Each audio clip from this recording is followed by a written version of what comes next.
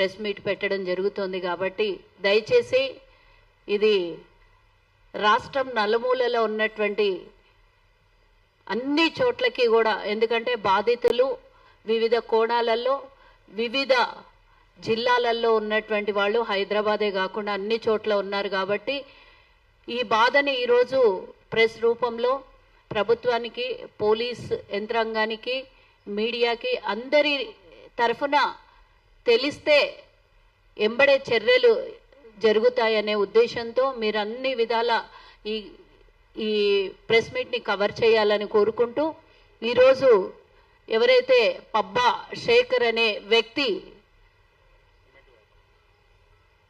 ఒక దారుణమైన ఇబ్బంది చేసి ఆర్యవైశ్యుల్ని, మన కులపోడిని ఎవరైనా ఇబ్బంది పెడితే, బయటోడు ఎవరైనా ఇబ్బంది పెడితే మనమందరం ఒక్కతాటి మీదకి వచ్చి ఇబ్బంది పెట్టినోన్ని, మనోళ్ళ దగ్గర ఎవరైనా డబ్బు తీసుకుంటే అందరం ఒక్కటయ్యి తీసుకున్నోడి దగ్గర నుంచి వసూలు చేసి ఇవ్వాల్సింది పోయి మనోడిని మనమే ఈరోజు మోసం చేసుకొని అందరి కుటుంబాలని, ఒక్కళ్ళని కాదు ఇద్దరిని కాదు, సుమారుగా 100 మందికి దగ్గరగా మోసం చేసి ఈరోజు ఒకరికి తెలియకుండా ఇంకొకరి దగ్గర, ఇంకొకరికి తెలియకుండా ఇంకొకరి దగ్గర సిమెంట్ వ్యాపారం అని చెప్పి రకరకాలుగా చివరికి ఆయన అరాచకం ఎక్కడి వరకు పోయిందంటే సిమెంట్ కంపెనీ వాళ్ళను కూడా ముంచేసేటటువంటి అరాచకానికి ఒడిగట్టినటువంటి వ్యక్తి. సరే, అది కంపెనీలకి పెద్ద పెద్ద కంపెనీలు ఉన్నాయి, వాళ్ళు ఎట్లా వసూలు చేసుకోవాలనో వాళ్ళు వసూలు చేసుకుంటారు. ఈరోజు మరి ఈ మీడియా సమావేశానికి వచ్చినటువంటి మా ఆర్యవైశ్య బాధితులందరి తరఫున ఉప్పల శ్రీనివాస్ గారు, అలాగే ఈరోజు ఈ ప్రెస్ కాన్ఫరెన్స్లో పాల్గొన్నటువంటి అందరికీ కూడా, నిన్న డీజీపీ గారికి కూడా మనము కంప్లైంట్ ఇవ్వడం జరిగింది. మొన్న సిపి గారు, అంటే ఇక్కడ కార్పొరేషన్ పరిధి సిపి గారు అయినటువంటి సజ్జనారిక్ గారికి కూడా మరి కంప్లైంట్ ఇవ్వడం జరిగింది. మొన్న జరిగిన తర్వాత ఎప్పుడైతే పోయిన నెల 22వ తారీఖున కదా, 22వ తారీఖున, అంతకుముందే 21వ తారీఖున అందరితో మాట్లాడిండు. వీళ్ళందరితోని మళ్ళీ పొద్దున్న నుంచి రాత్రి వరకు ఎప్పుడో ఒకరు గంటనన్న దినంలో ఒక గంటల్లో అరగంటనన్నా మాట్లాడేటటువంటి వ్యక్తి. ఇగో ఈయనకు తెలిసి ఈయనకు తెలియకుండా ఆయన దగ్గర, ఆయనకు తెలియకుండా ఆయన దగ్గర, ఈ పక్కలున్న వాళ్ళకి ఎవ్వరికి కూడా తెలియకుండా చేసినటువంటి వ్యవహారము నిజంగా ఈరోజు ఒక బాధాకరమైనటువంటి విషయం. ఏందది 80 కోట్లు 90 కోట్లు ఇష్టం వచ్చినట్ల సంఖ్య పెరుగుకుంటూ పోతోంది. కానీ ఫస్ట్ రోజు 30 అన్నారు, తర్వాత 35 అన్నారు, 50 అన్నారు, 60 అన్నారు. ఈరోజు లెక్క అంతు చిక్కకుండా పోయింది. చివరికి ఆ దుర్మార్గుడు దొరికితే అసలు నిజాలు ఎంత మట్టుకు బయటకు వస్తాయి. ఈరోజు బాధితులందరూ కూడా ఎందుకోసం ఇచ్చి ఉంటారు? వడ్డీలు ఇస్తాడనో దానికోసమో దీనికోసమో అనే కాదు, భర్తకు తెలియకుండా భార్య కూడా పెట్టుకున్నటువంటిది. తనకు పాకెట్ మనీ ఇస్తే జమ చేసుకొని, లేకపోతే నా బిడ్డకో పనికొస్తాయో నా ఇంటికి పనికొస్తాయో అని దాచుకున్న పైసా ₹1 పెరుగుతుందని ఆయన దగ్గర అందరికీ మాయ చేసి, అందరినీ మోసం చేసి, భర్తకు తెలియకుండా భార్య దగ్గర కూడా తీసుకున్నటువంటి వ్యవహారం నాకు తెలిసినటువంటి విషయం. కాబట్టి ఇది మామూలు మోసం కాదు. ఇది ఒక, అంటే అందరితోని సహకారంగా ఉండి ఐవీఎఫ్లో ఉన్నటువంటి వాళ్ళు చాలా మంది దగ్గర, అందరి దగ్గర ఎన్నో రోజుల నుంచి సంఘాల్లో ఉన్నాడు కదా, మాతోనే తిరుగుతున్నాడు కదా అని మీరు అందరు ఇచ్చిండ్రు. ఒక ప్రధాన కార్యదర్శి హోదా ఇస్తే దా గౌరవాన్ని కూడా నిలబెట్టుకోకుండా ఈరోజు ఆ పదవిని అడ్డం పెట్టుకోనో, లేకపోతే నేనే రాష్ట్రంలో ఐవీఎఫ్లో 2వ స్థానం అనుకున్నాడో ఏమనుకున్నాడో నాకైతే తెలియదు. కానీ నన్ను నమ్మేస్తారు అందరూ అని అనుకున్నారో ఏమనుకున్నారో. కానీ ఈరోజు ఇచ్చినటువంటి వాళ్ళు, ఇక్కడికి రానటువంటి వాళ్ళు చాలా మంది ఉన్నారు. నాకు తెలిసి 85 మంది వరకు లెక్క వచ్చినట్టుంది ఇప్పటిదాకా. మరి అంతేనా, 85 దాకా లెక్క వచ్చినట్టుంది. మరి అంతమందిలో ఈరోజు ఒకరోజు ముందే చెప్పారు కాబట్టి అందరూ, కొంతమంది భయంతో రాలేకపోవచ్చు. మన వైశ్యులంటేనే ఇస్తే 3వ కంటికి కూడా తెలియనీయకుండా ఇన్ని రోజులు ఉన్నారు. ఇదే ఇంకొకరికి ఎవరికన్నా జరిగినంటే ఈరోజు ఆయన ఇంటి ముంగల కూర్చోబెట్టి ఆయన కుటుంబాన్ని అందరినీ నడి రోడ్డుకి ఇడుస్తుండే. ఇదే ఇంకొకరు ఎవరికన్నా, నేను కులాలు మతాలని ఏం చెప్పను, ఇదే ఆర్యవైశ్యులకు కాకుండా ఇంకెవరికన్నా జరిగినంటే రోడ్డు మీద ఈడ్చుకొని వస్తున్నారు కుటుంబాన్ని అందరినీ కూడా. నేను ఇప్పుడు మీ అందరికీ ధైర్యం ఇస్తున్నానని అనుకోకండి, కానీ మీ హక్కుని ఈరోజు ఆయన అని కూడా ఆయన గౌరవంగా కూడా మాట్లాడొద్దు. మీరు రేపటి నుంచి ఆయన ఇంటి ముంగల కూర్చోండి. ఏమయ్యేది ఉన్నది? ఏం చేస్తారు? మీరు ఆల్రెడీ కంప్లైంట్ ఇచ్చారు, మా డబ్బు పోయిందని కంప్లైంట్ ఇచ్చారు. మీరు ఏం చేస్తారు? కంప్లైంట్ ఇస్తే వాళ్ళు బ్లాక్మెయిల్ చేస్తున్నారు. బిడ్డలు మేము సూసైడ్ చేసుకొని చచ్చిపోతామని బ్లాక్మెయిల్ చేస్తున్నారు. సావండి, ఎవరి కోసం చచ్చిపోతారు? మీ నాయన చేసి, లేకపోతే మీ నాయనని పిలిపిండి. మీ ఫోన్లు స్విచ్ ఆఫ్ అయినాయి, మీ నాయన ఫోన్ స్విచ్ ఆఫ్ అయింది. మీరు ఇంకోటి ఆల్టర్నేట్గా ఏదన్నా ఒకటి కమ్యూనికేషన్ పెట్టుకున్నట్టే మీ తండ్రితో.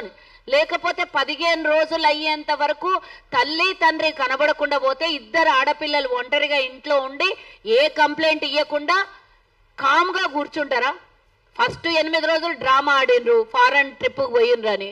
అందరు కూడా సిమెంట్ బిజినెస్ చేస్తాడు కదా, అప్పుడప్పుడు పోతుంటాడు అని అందరు అట్లనే అనుకున్నారు. ఈసారి కూడా పోయినరేమో అనుకున్నాడు. కానీ పోయిన సేమ్ డేనే ఫోన్ స్విచ్ ఆఫ్ ఉండడం వల్ల అందరికి అనుమానాలు వచ్చి అనుమానం పెరిగింది. ఇంటికి పోయి అందరు అడిగితే కూడా మాకేం తెలుసు అని ఉల్టా బెదిరిస్తున్నారు. పోలీస్ స్టేషన్కి పిలిపించి ఆడపిల్లల్ని కూర్చోబెట్టి మాట్లాడిస్తే కూడా మీరు ఎక్క మాట్లాడితే మేము సూసైడ్ చేసుకుంటాం కంప్లైంట్ రాసి అంటారు. ఇట్లా బెదిరింపుల కోసం మంత్రాలకు చింతకాయలు రాలవు. బెదిరిస్తే భయపడేటోళ్ళు ఎవ్వరు లేరు. మీరు ఇచ్చింది ఏదో అందరూ వడ్డీలు తీసుకున్నారు, వడ్డీలు వచ్చినాయి అని అంటున్నారు. వివిధ రూపాలలో ఇచ్చారు. వ్యాపారం పెట్టుబడి కోసమో, లేకపోతే బిడ్డ పెళ్లి చేయాలనో, లేకపోతే ఇల్లు కట్టుకుంటే నాకు ఈ ఇంటికి తక్కబడ్డాయనో, సిమెంట్ లోపల లోడ్ వస్తున్నది, నాకు లోడ్ రాగానే మీకు దాంతో ప్రాఫిట్ కల్పిస్తాను, వివిధ రూపాలలో ఒక్కొక్కరికి ఒక్కొక్కటి చెప్పి మోసం చేసి తీసుకున్నవి. అందరూ కూడా ఏం ఆశిస్తారు? నేను ఒక స్థలం కొనుక్కుంటే 20 లక్షలు 30 లక్షలు పెట్టి స్థలం కొనుక్కుంటే ఏడాదైనాక డబుల్ అవుతాయి. అది బిజినెస్, వ్యాపారం. కొమటోళ్ళ లక్షణం వ్యాపారం. మరి వ్యాపారం ఆలోచించే ఇచ్చుకున్నారు, కానీ మోసం చేస్తాడని ఎవరు ఇచ్చుకోలేదు. దీన్ని అనేదా ఎవ్వరు భావించాల్సినటువంటి అవసరం లేదు. అక్కడ వడ్డీలు ఇచ్చిండు కదా అయిపోయింది అనే ఆలోచన కాదు. మనం ఇంకెక్కడన్నా ఇన్వెస్ట్ చేస్తే 1కి 2 అవుతుండే ఆయనకి ఇచ్చినటువంటి పైసలు. కాబట్టి మేము వ్యాపారస్తులము, వ్యాపారంగానే ఆలోచించి ఇచ్చినాము. ఆ వ్యాపారంగా ఇచ్చినటువంటి ఈ డబ్బుని ఎక్కడున్నా కూడా దయచేసి, నేను ఈరోజు ప్రభుత్వంలోనే ఉన్నాను, మీకు అందరికీ కూడా ఒక ధైర్యాన్ని ఇవ్వగలుగుతాను. నేను నిన్న వెళ్ళి డీజీపీ గారితో కూడా రిక్వెస్ట్ చాలా చేసిన. సార్, మా వాళ్ళందరూ కూడా చెప్పలేని బాధల్లో ఉన్నారు. ఉన్న డబ్బంతా, రొటీన్ డబ్బంతా తీసుకొని పోయి ఆయనకి ఇచ్చిండ్రు. ఆడేమో పారిపోయిండు. కొంతమంది నేను ఇట్లా అధైర్యపరచాల్సినది కాదు మీ ముందు, కానీ మేము చచ్చిపోతాము, సూసైడ్ చేసుకుంటాం అనే పరిస్థితికి వచ్చిండ్రు. చెప్పుకోలేని బాధలలో ఉన్నారు. తొందరగా మరి టాస్క్ ఫోర్స్కి అప్పచెప్పి ఈ కేసుని తొందరగా మీరు ఛేదించాలి అని మేము విజ్ఞప్తి కూడా చేసినాము. ఇంకొకటి కూడా, ఆ దుర్మార్గుడు మీ దగ్గర తీసుకొని అప్పడంగా వచ్చిన పైసలన్నీ తీసుకొని, ఇక నేను అవన్నీ మీడియా సమక్షంలో చెప్పొద్దేమో కానీ రకరకాల వేరే వాళ్ళ పేర్ల మీద ఇండ్లు ఆస్తులు కొని పెట్టిండంట. ఏ టైంలో అయితే మీరు అందరు డబ్బు ఇచ్చిండ్రో ఆ టైంలో వీడు కొన్నది, ఎవరెవరి సాక్షి సంతకాలు ఉన్నాయి అన్ని బయటకు వస్తాయి. దొరికినాక ఎన్ని రోజులు తప్పించుకొని పోతాడు. మీరు ఇప్పుడు టెన్షన్లో ఉన్న 1 నెల రోజులు, ఈరోజు సంవత్సరంలాగా గడిచిండొచ్చు, కానీ దొరికితే మట్టుకు తప్పకుండా. కొంతమంది అయితే నాకు తెలిసినటువంటి సమాచారం మంచి ఒక 10-15 కిలోల బంగారం కూడా జమ చేసి రా రూపంలో ఈ డబ్బునంతా జమ చేసుకొని పారిపోయిండు అనే కూడా సమాచారం వచ్చింది. మరి అది ఎక్కడ పెట్టిండు, ఎట్లా పెట్టిండు? డెఫినెట్గా ఎంత చిన్న తప్పు చేసినోడు దొంగ ఏదో ఒక చిన్న ఆధారం మాత్రం వదిలిపోతాడు. తప్పకుండా ఆధారాన్ని మాత్రం పట్టుకొని ఆయన వదలొద్దు. ఇప్పుడు ఈరోజు వీడిని వదిలితే రేపు పొద్దున ఇంకొకడు కూడా మనల్ని మోసం చేయడానికి మరి మళ్ళొకడు ఎవడో ఒకడు వస్తాడు. కాబట్టి ఇప్పుడు వీనికి తగిన శాస్తి చెప్పాలంటే రేపు పొద్దున మీరు వాని ఇంటి ముంగల్నే కూర్చోండి. ఎక్కడ వాని ఆస్తులు ఉన్నాయో వాళ్ళ తమ్ముళ్ళైనా సరే అందరూ, మరి తమ్ముళ్ళు మీ అందరితో మాట్లాడుతుండే ముందు కూడా, మరి అట్లాంటిది తమ్ముళ్ళకు బాధ్యత లేదా? తమ్ముళ్ళకు భయం లేదా? అన్న ఎక్కడ పోయిండు, వదిన ఎక్కడ పోయిందని? కాబట్టి మీరు ఇళ్ల ముంగల్నే, వాళ్ళ ఇంటి ముంగల్నే బైఠాయించండి. ఇప్పుడు ఎట్లన్నా వ్యాపారాలు పోయినాయి, తిరుగుతున్నారు రోజు. పాపం వీళ్ళు 4-5 మంది అయితే కంటిన్యూగా 20 రోజుల నుంచి రోజు తిరుగుతున్నాం అన్ని చోట్లకేని. నిన్న మొన్న నాకు కలిసినప్పుడు చెప్పిండ్రు, కొంచెం శ్రమ తీసుకొని మిగతా వాళ్ళందరికీ కూడా నష్టం జరగకుండా అందరూ కూడా ఎంతమంది నష్టపోయినారో అంతమంది కూడా వాళ్ళ ఇంటి దగ్గర కూర్చోండి. ఇంటికి డబల్ తాళం వేయండి. వాళ్ళు తాళాలు వేసుకొని పోయారు కదా, మీరందరూ కూడా ఒక వీడియో తీసి మీడియాని పిలిచి తాళం వేసి తాళం చేయాలి. పోలీస్ స్టేషన్లోనన్నా ఎక్కడన్నా భద్రపరచండి. వాడు వస్తాడు, ఎక్కడ పోడు కూడా. ఇంకెందుకంటే ఇంకా కొన్ని రోజులు అయితే ఆ బంగారాన్ని ఎక్కడన్నా ఇన్వెస్ట్మెంట్ చేసి డబ్బుని ఇంకెక్కడన్నా పోతూ పోతూ ఒక 15-20 కోట్ల రూపాయలు కూడా ఎన్కాష్ చేసుకున్నాడు, అందరి దగ్గర తెచ్చుకున్నాడు అనేది ఒక మాట కూడా తెలుస్తుంది. అవి ఏవి నిజాలు ఏవి అబద్ధాలని ఆడు దొంగ దొరికితేనే మనకు తెలుస్తుంది. కాబట్టి దయచేసి మీరందరూ కూడా అధైర్యం పడకండి. తప్పకుండా ప్రభుత్వం సహకరిస్తుంది. సుమతి గారితో కూడా నిన్న నేను మాట్లాడినా, సజ్జనార్ గారితో కూడా మాట్లాడినా, డీజీపీ సివి ఆనంద్ గారితో కూడా గట్టిగా ఖచ్చితంగా మాట్లాడినా.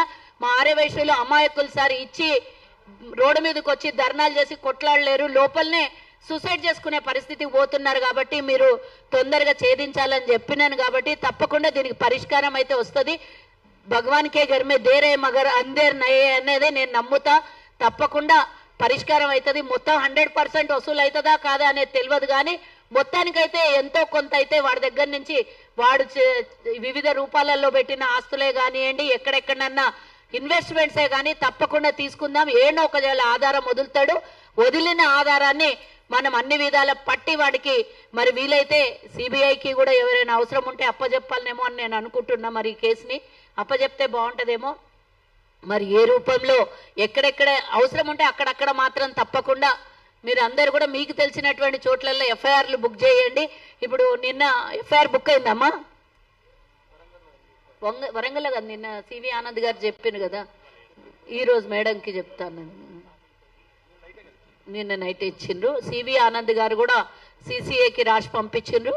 తప్పకుండా సిసిఎస్కి రాసి పంపించారు. కాబట్టి తప్పకుండా న్యాయం జరుగుతుందని నేను అనుకుంటున్నా.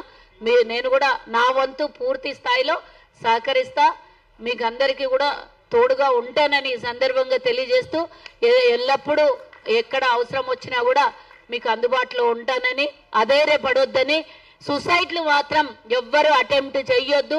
డబ్బు పోతే మళ్ళా సంపాదించుకోవచ్చు, ప్రాణం పోతే మన కుటుంబానికి నష్టం అవుతుంది, మనల్ని నమ్ముకున్న వాళ్ళకి నష్టం జరుగుతుంది. కాబట్టి దయచేసి ఎవ్వరు కూడా ఆడవాళ్ళు భర్తలకు తెలియకుండా ఇచ్చిన వాళ్ళు ఉన్నారు, నాకు తెలిసిన వాళ్ళు 2-3 ఉన్నారు. కాబట్టి అలాంటిది ఎక్కడ కూడా తప్పుడు ఆలోచనలు రానియకుండా పైసా ఎక్కడన్నా సంపాదించుకోవచ్చు, వాడిని పట్టుకుందాం. ఏడున్నా కూడా ప్రపంచం నలుమూలలో ఏడబోయి దాచుకున్నంత కెపాసిటీ లేకపోవచ్చు, ఏడున్నా కూడా పట్టుకునే అవకాశము అది కూడా దొరుకుతుందని నేను అనుకుంటున్నా. కాబట్టి దయచేసి అందరు ధైర్యంగా ఉండండి. నెక్స్ట్ కార్యాచరణ ఆలోచించుకోండి. థ్యాంక్ యూ తల్లి. చెప్పగానే పోలీస్ డిపార్ట్మెంట్లో